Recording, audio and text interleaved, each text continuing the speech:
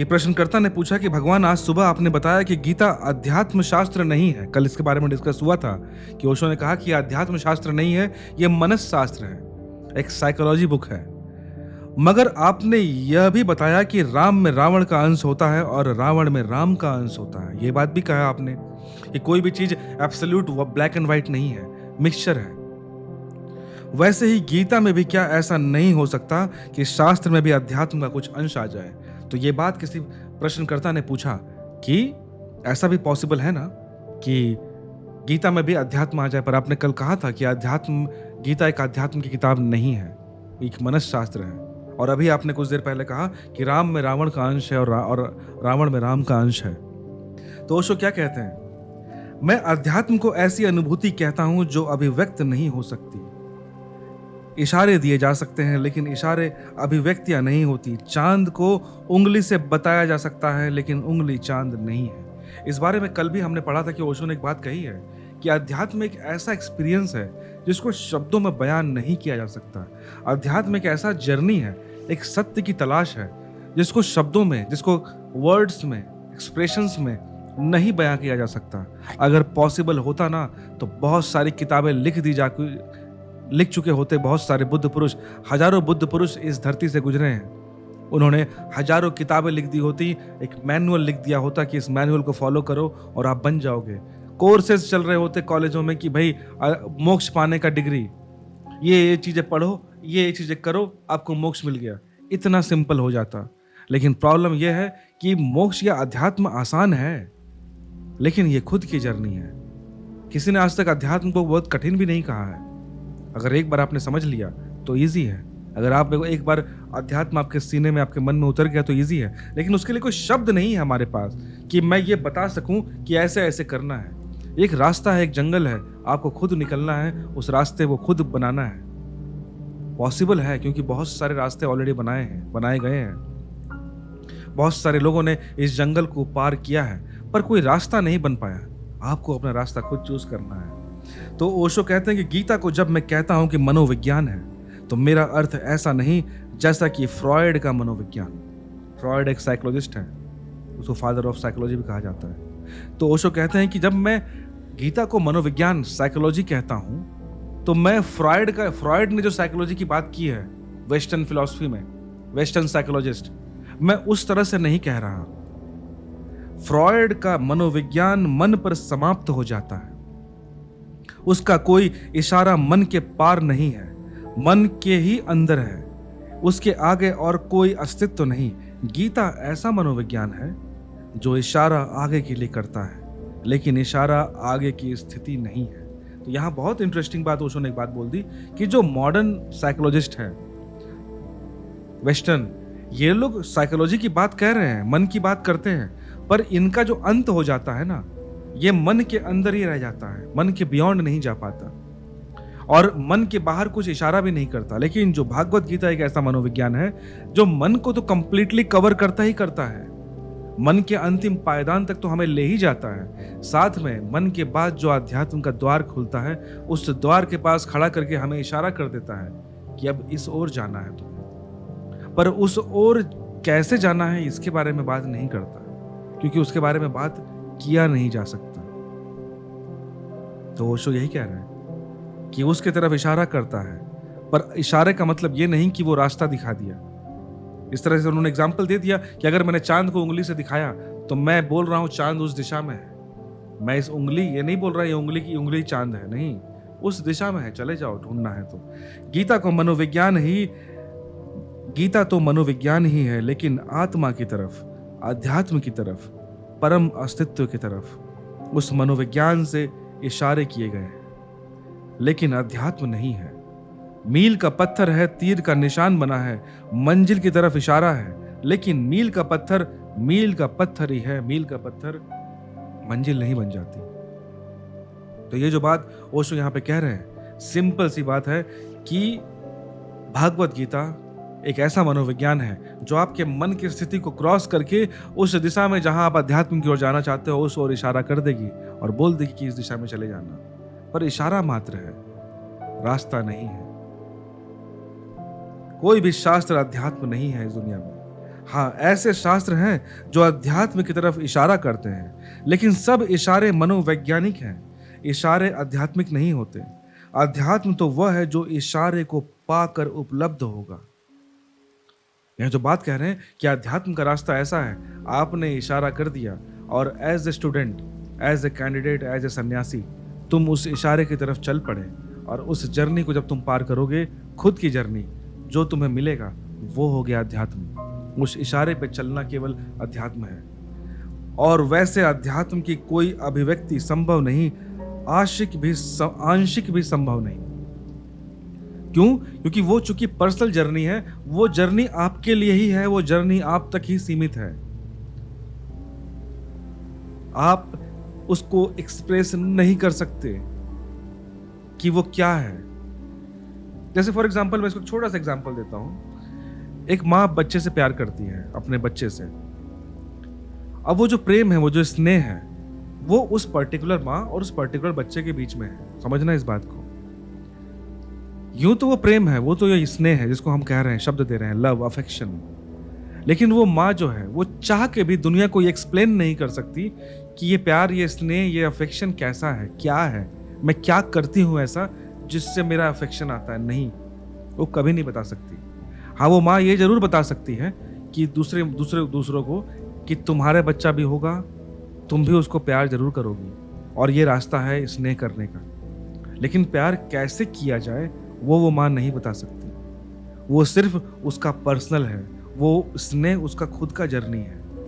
और हर इंसान का जो अपना अपना प्रेम है, वो उसका खुद का जर्नी है। आज तक कोई किताब देखे हो जिसमें ये बताया गया हो कि हाउ टू लव? किताब लिखी ही नहीं जा सकती, कोई बोल ही नहीं सकता इसके बारे में, क्योंकि ये सेल्फ एक्सपीरियंस है, सेल्फ रियलाइजेशन है, ये अपनी बात है। समझना इस बात को। अध्यात्म भी उसी तरह है। अध्यात्म तो मेरे ख्याल से उससे भी एक कदम शायद आगे होगा या फिर बराबर होगा। आप कैसे एक्सप्रेस करोगे?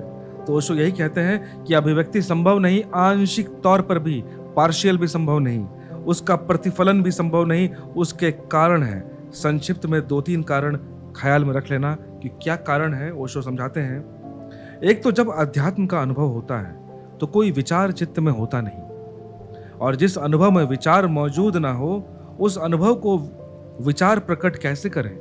सही बात है भाई। जिस सिचुएशन में आपके पास कोई थॉट ही नहीं है,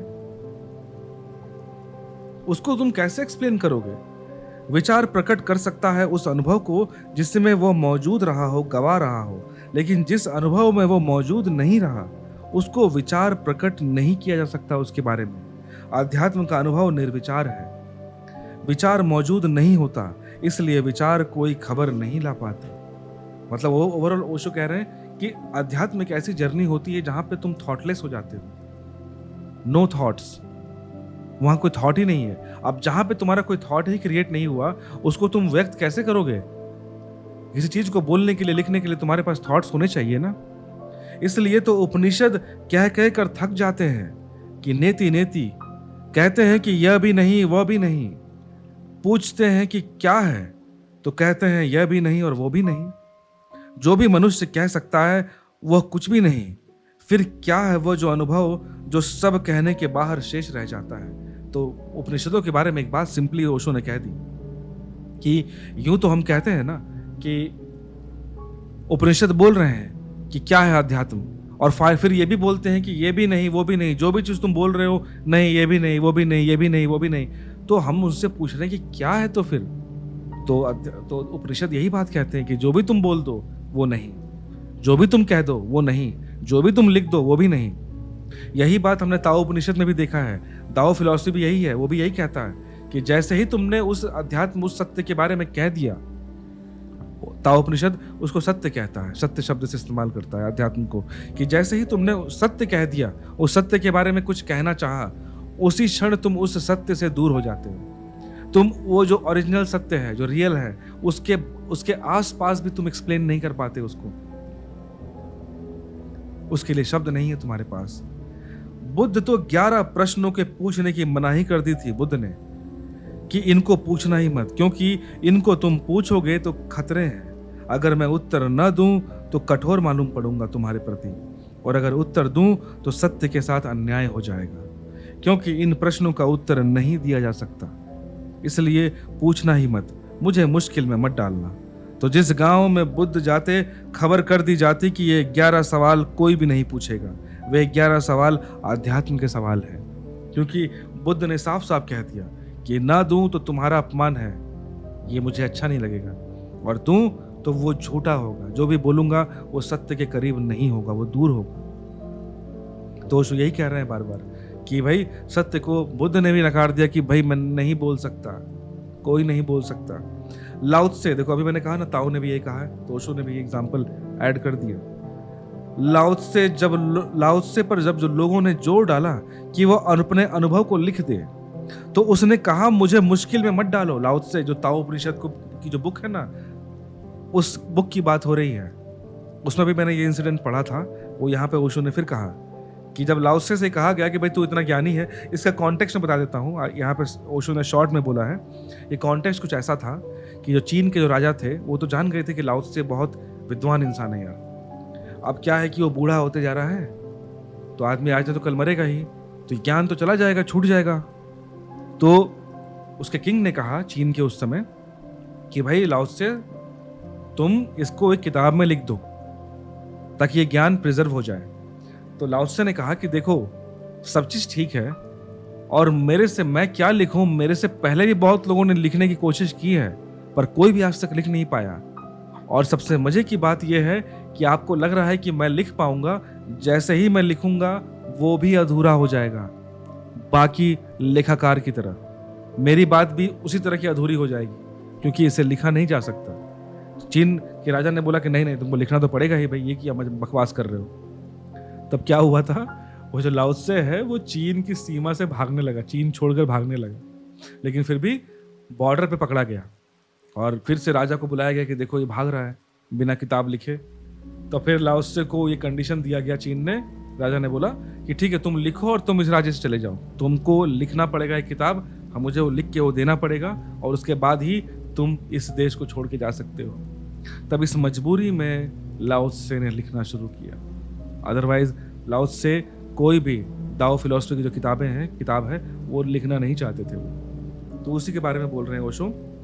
एक कॉन्टेक्स्ट याद आ गया, मैंने बोल दिया आपको। लाओ त्से पर जब लोगों ने जोर डाला कि वो अपने अनुभव लिख दे, तो उसने कहा कि मुझे मुश्किल में मत डालो, कोई जो मैं लिखूंगा, क्योंकि जो भी मैं लिखूंगा वह मेरा अनुभव नहीं होगा, और जो मेरा अनुभव है वो मैं लिख नहीं सकता, उसे लिखने का कोई उपाय नहीं। फिर भी दबाव में, मित्रों के आग्रह में, प्रियजनों के दबाव में नहीं माने लोग, तो उसने अपनी किताब लिखी, लेकिन किताब के पहले ही लिख दिया कि जो कहा जा सकता है वह सत्य नहीं है। तो ताओ उपनिषद का आप पढ़ोगे, अगर आप, मैं ओशो का ऑलरेडी पढ़ रहा हूँ, जो ताओ ते चिंग जो बुक है उसका जो पहला श्लोक है उसमें यही है, पहला जो लाइन है वो ये है कि जो लिखा जा सकता है वो सत्य नहीं है। सोच के देखो कि ताओ ने क्या लिखा, पहला लाइन कि जो मैं लिखने जा रहा हूँ पहले ही उसको निगेट कर दिया उन्होंने कि जो लिखा जा सकता है वो सत्य नहीं है। तो जो लिखा जा सकता है वो सत्य नहीं, और सत्य वही है जो नहीं कहा जा सकता, उसे बोला भी नहीं जा सकता। इस शर्त को ध्यान में रखकर मेरी किताब पढ़ना। ये ताओ ते चिंग की जो किताब है उसका पहला श्लोक ये है, और ओशो ने बहुत अमेजिंग लेक्चर दिया है उस पर। उसकी ऑलरेडी वीडियोस मैंने डाली है इस चैनल पर, आप सुन सकते हैं उसको। दुनिया में जिनका भी आध्यात्मिक अनुभव है उनका यह भी अनुभव है कि वह प्रकट करने जैसा नहीं है, वह प्रकट नहीं हो सकता, प्रकट नहीं हो सकता। निरंतर फकीर उसे गूंगे का गुड़ कहते हैं। ऐसा नहीं कि गूंगा नहीं जान लेता कि गुड़ का स्वाद क्या है, बिल्कुल जान लेता है, लेकिन गूंगा उस स्वाद को कह नहीं पाता। आप सोचते होंगे आप कह पाते हैं तो आप बड़ी गलती में हैं, आप भी गुड़ के स्वाद को अब तक कह नहीं पाए हो। ये जो बहुत इंटरेस्टिंग बात ओशो ने कही ना कि गूंगे का गुड़ अध्यात्म के बारे में कहा जाता है। ये क्यों कि एक गुड़ किसी गूंगे ने खाया और उससे पूछा गया कि भाई स्वाद कैसा है, तो गूंगा बोल नहीं सकता। तो ओशो ने एक बात और कही कि आपको लगता है कि आप बोल सकते हो तो आप भी गुड़ खाओ और गुड़ का जो स्वाद है वो जरा बोल के दिखा दो। आप जो भी बोलोगे, जो रियल स्वाद है वो कभी नहीं एक्सप्लेन कर सकते, तुम कभी नहीं लिख सकते। तुम बेस्ट से बेस्ट राइटिंग कर लो तब भी उस स्वाद को तुम लिख नहीं सकते। गूंगा ही नहीं कह पाया, बोलने वाला भी नहीं कह सकता। और अगर मैं जिद करूं कि समझदार कैसा होता है स्वाद, कि समझाइए कैसा होता है स्वाद, मैं आपको जबरदस्ती कंपेल कर दूं कि नहीं लिखो ही, बताओ ही, तो ज्यादा से ज्यादा गुड़ आप मेरे हाथ में दे सकते हैं और कहेंगे कि चखिए, इसके अतिरिक्त और कोई उपाय नहीं। लेकिन गुड़ तो हाथ में दे दिया जा सकता है, अध्यात्म हाथ में दिया भी नहीं जा सकता। तो यहाँ जो एग्जाम्पल है कि जो ओशो ओवरऑल बताना चाह रहे हैं कि भागवत गीता आपके मन को पार करके उस अध्यात्म की ओर इशारा कर देता है, पर उस अध्यात्म को आपके हाथ में नहीं दे सकता। उसका एग्जाम्पल ओशो ने दे दिया कि आपने अगर गुड़ किसी खाए हुए, कोई भी फल खाया हुआ इंसान कोई भी फल खा रहा है, आप ये खा रहे हो मैंगो, मैंने कभी नहीं खाया, और मैं आपसे बार बार पूछता रहूं कि इसका स्वाद क्या है, मुझे बताओ, तो लास्ट में आप क्या करोगे? आप एक मैंगो लाओगे, आम लाओगे, मेरे हाथ में दे दोगे और बोलोगे कि भाई एक बार खुद टेस्ट कर लो, तुमको मालूम पड़ जाएगा। तुम मुझसे जो पूछ रहे हो, जिस स्वाद का वर्णन करने बोल रहे हो, मेरे शब्दों से परे है, वो मेरे समझ से परे है, मैं नहीं समझा सकता। मैं तुम्हें ये फल देता हूँ, तुम टेस्ट कर लो, तुम्हें खुद मालूम पड़ जाएगा। तो ओशो कहते हैं कि फल या गुड़ ये तो फिर भी तुम दे सकते हो किसी के हाथ में, पर अध्यात्म तो दिया भी नहीं जा सकता। ये खुद की जर्नी है। दुनिया का कोई शास्त्र आध्यात्मिक नहीं है। हाँ, दुनिया में ऐसे शास्त्र हैं जिनके इशारे अध्यात्म की तरफ हैं, गीता भी उनमें से एक है। लेकिन वे इशारे मन के भीतर हैं, मन के पार दिखाने वाले, लेकिन मन के भीतर हैं। मन के पार दिखाते हैं, लेकिन है वो मन के अंदर ही। उस मन के बियॉन्ड कोई भी शास्त्र नहीं जा पाता। और उनका विज्ञान तो मनोविज्ञान है, उनका आधार तो मनोविज्ञान है। शास्त्र की ऊंची से ऊंची ऊंचाई मनस है। कोई भी शास्त्र आपके मन से ऊपर नहीं जा पाती, क्योंकि उसके पार जाने को संभव नहीं। क्यों? क्योंकि उनके लिए शब्द नहीं है, शब्द बयान नहीं किए जा सकते। कोई शास्त्र नहीं लिखा जा सकता जो मन के बियॉन्ड शास्त्र अध्यात्म शुरू होता है उसके लिए। इसीलिए कोई भी शास्त्र दुनिया में जो अवेलेबल है, भागवत गीता भी उनमें से एक है, ये मनस शास्त्र तक ही सीमित रह सकती है। यहाँ से इशारे कर सकता है कि इस लिमिटेशन तक मैं आपको बताता हूं, पर इसके बाहर आपको जाना है, और वो रहा रास्ता। शब्द की ऊंची से ऊंची संभावना मनस है। अभिव्यक्ति की आखिरी सीमा मनस है। जहां तक मन है वहां तक प्रकट हो सकता है, जहां मन नहीं वहां सब अप्रकट्य हो जाता है। तो ओशो कहते हैं, इस बात को एक बात तुम भी अप्रिशिएट करना है, इस बात को कि जो भी लैंग्वेज है, जो भी शब्द है, जो भी वोकैबुलरी है जो हमने इंसानों ने बनाई है अपनी बात को अभिव्यक्त करने के लिए, समझाने के लिए, एक्सप्रेस करने के लिए, वो सारे के सारे लैंग्वेज, वो सारे के सारे ग्रामर, सारे के सारे वोकैबुलरी, शब्दकोश हमने अपने मन से बनाए हैं, अपने मस्तिष्क से बनाए हैं। तो एक बात याद रखना, जो भी ग्रामर, जो भी लैंग्वेज का डेवलपमेंट इस सोसाइटी ने, इस समाज ने किया है, वो हमारे मेंटल कैपेबिलिटी के अंडर में ही आता है। वो हमारे मन का जो सीमा है, मैक्सिमम सोचने की ताकत, मैक्सिमम थिंकिंग पावर, उसके अंडर ही आता है ये लैंग्वेज। तो आप ये बताओ कि जो चीज अंडर आता है, जो डेवलप हुआ है एक लैंग्वेज, वो अंडर आता है हमारे मन के, तो ये लैंग्वेज इस मन के बियॉन्ड की बात कैसे कर सकता है? आप समझ रहे हैं बात क्या बोलना चाह रहा हूं मैं? कि इस लैंग्वेज की उत्पत्ति मन से ही हुई है ना। मन मतलब हमारा माइंड, हमारा सोल, सोल नहीं, हमारा मन, इंटेलिजेंस, इसी के अंडर से हुई है ना। तो वो उस लैंग्वेज की सीमा भी मन तक ही है, क्योंकि जब उस मन ने, उस इंटेलिजेंस ने, उस माइंड ने जब लैंग्वेज क्रिएट किया, भाषा क्रिएट की, तो अपने मन को जहां तक हम सोच सकते हैं उसी को एक्सप्रेस करने के लिए ही लैंग्वेज लिखे गए, लैंग्वेज बनाए गए हैं। क्योंकि उसके बियॉन्ड मन को कुछ पता नहीं, और जिसके बारे में पता नहीं उसको अभिव्यक्त, उसको एक्सप्रेस करने के लिए मैं शब्द कहां से बनाऊं? वो एम्प्टी स्पेस है। जो चीज आपने देखा नहीं, आपको मैं बोल रहा हूं कि ड्राइंग करो, कैसे करोगे आप? आप जो भी चित्र बनाते हो, ड्राइंग करते हो, याद रखना आपने जो आसपास देखा है उसी के बारे में करते हो, उसके बियॉन्ड तुम नहीं जाते। तुम जो रंग भी भरते हो तो वही रंग भर पाते हो जो रंग तुमने देखा है, उसके अलावा नहीं भर पाते, है कि नहीं? तो ओशो यही कह रहे हैं। तो जब मैंने गीता को मनोविज्ञान कहा तो मेरा अर्थ ये नहीं कि वॉटसन के मनोविज्ञान जैसा मनोविज्ञान। वॉटसन एक साइकोलॉजिस्ट, वेस्टर्न साइकोलॉजिस्ट, कोई बिहेवियरिज्म, कोई व्यवहारवाद नहीं है, या पावलोव का विज्ञान कोई कंडीशनल रिफ्लेक्स नहीं है। ये सारे के सारे मनोविज्ञान अपने में बंद हैं और मन के आगे किसी की सत्ता को स्वीकार करने को राजी नहीं। तो जो वेस्टर्न साइकोलॉजिस्ट हैं, इनका क्या कहना, ये लोग भी मन की ही बात करते हैं, लेकिन इनके साथ प्रॉब्लम क्या है कि इनको लगता है कि मन के बियॉन्ड कुछ नहीं हो सकता, जो भी चीजें हैं इसी के अंडर है। तो इनके साथ प्रॉब्लम यही है कि ये जो साइकोलॉजिस्ट हैं, ये केवल मन की बात करते हैं, मन के अंदर की बात करते हैं। ये बाहर कुछ शो नहीं कर रहे, ये बाहर की तरफ इशारा नहीं कर रहे कि इस मन के बियॉन्ड भी कुछ है। लेकिन भागवत गीता एक ऐसा मनोविज्ञान है जो मन को तो पूर्ण तक कंप्लीट करता ही है, इसके बियॉन्ड भी वो इशारा करता है कि इसके बाहर भी है। अगर जा सकते हो चले जाओ, लेकिन मेरे पास उसका रास्ता नहीं। मैं इशारा करता हूं कि वो द्वार है, उस द्वार में घुसो और अपनी जर्नी खुद शुरू करो। लेकिन बाकी जो साइकोलॉजिस्ट हैं, जो वेस्टर्न साइकोलॉजी है, वो तो कोई इशारा भी नहीं करते, वो तो अंदर ही सीमित रह जाते हैं और उनको लगता है कि this is the upper bound, इसके बाहर नहीं है। कुछ तो मन को भी सत्ता स्वीकार करने को राजी नहीं है, और कुछ साइकोलॉजिस्ट ऐसे हैं जो मन को भी सुप्रीम नहीं कहते। वे तो कहते हैं कि मन सिर्फ शरीर का हिस्सा है। मन यानी मस्तिष्क, मन कहीं कुछ और नहीं, यह हड्डी मांसपेशी है, इन सबका ही विकसित हिस्सा। मन भी शरीर से कुछ अलग नहीं है। तो ओशो कहते हैं कि कुछ साइकोलॉजिस्ट तो ऐसे भी हैं, कुछ विद्वान तो ऐसे भी अपने आप को मानते हैं कि मन का एग्जिस्टेंस सिर्फ ब्रेन से ले लिया उन्होंने, कि भाई ये तो बॉडी का पार्ट है, जितना आपका ब्रेन सोच पाता है वही आपका है, इसके बियॉन्ड कुछ नहीं। मतलब और नीचे आ गए। तो ओशो ने एक बात कह दी कि मैं भगवान कृष्ण को एज ए टीचर, जब उन्होंने अर्जुन को सिखाया, उस पोजीशन को मैं इन साइकोलॉजिस्ट से कंपेयर नहीं करता। ये तो बहुत सीमित बात कर रहे हैं, कृष्ण तो कुछ और बात कर रहे हैं। कृष्ण बियॉन्ड बात कर रहे हैं, कृष्ण हमारी चेतना को क्रॉस करने की बात कर रहे हैं। अजीब बात कर रहे हैं, अमेजिंग। और लास्ट पैराग्राफ आज का, गीता ऐसा मनोविज्ञान नहीं है जो वेस्ट ने हमें सिखाया है। गीता ऐसा मनोविज्ञान है जो मन के पार इशारा करता है, लेकिन है मनोविज्ञान ही। अध्यात्म शास्त्र उसे मैं नहीं कहूंगा, और इसलिए नहीं कि कोई और अध्यात्म शास्त्र है। ऐसा नहीं कह रहा मैं कि गीता अध्यात्म शास्त्र नहीं है और कोई और अध्यात्म शास्त्र है। तो मैं कहता हूं, ओशो कह रहे हैं कि कोई और भी नहीं है। कहीं कोई शास्त्र अध्यात्म का नहीं है। अध्यात्म की घोषणा ही यही है कि शास्त्र में संभव नहीं है मेरा होना। शब्द में मैं नहीं समाऊंगा, कोई बुद्धि की सीमा रेखा में नहीं बांधा जा सकता मैं। यह अध्यात्म की घोषणा है।